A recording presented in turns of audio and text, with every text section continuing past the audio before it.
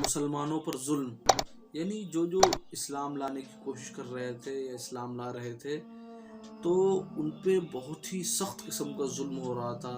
حضرت خباب، حضرت بلال، حضرت صہیب رومی اور بہت سی جو باندیاں اور خادمہ ہوتی ہیں اور وہ کچھ عورتیں، انہوں نے بھی اسلام قبول کیا تو سب کو بہت زیادہ ستایا جاتا تھا، یہاں تک کہ مارے تکلیف کے کتنے لوگ مرتے مرتے بچے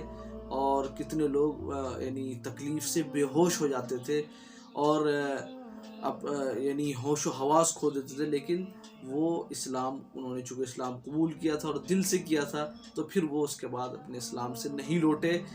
اور یہ تو غریب مسلمانوں کا حال تھا، کچھ امیر یعنی عزت والے دولت والے تھے جیسے حضرت عثمان، تو ان کو بھی ان کے گھر والے نہیں چھوڑتے تھے، ان کے گھر والوں نے ان کو رسی میں باندھ کر مارا ایک مرتبہ۔ اور حضرت عمر، وہ بھی اپنی بہن کو، حضرت فاطمہ اور اپنے بہن وہی سعید بن زید کو خوب مارتے تھے، خوب جی کھول کے پٹائی کرتے تھے اور ان کو خوب تکلیف دیتے تھے اور کہتے تھے کہ میں ابھی تھکا نہیں ہوں، میں اور ماروں گا، اور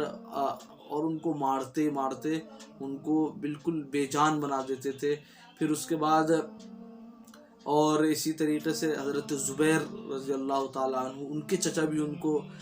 چٹائی میں لپیٹ کر ان کے ناک میں دھواں کرتے تھے تاکہ انہیں تکلیف ہو۔ اس طریقے سے تکلیفیں اٹھائی انہوں نے اور اس طریقے سے مسلمانوں کو ستایا گیا، لیکن ان سب کے باوجود وہ اپنے اسلام پر باقی رہے اور اسلام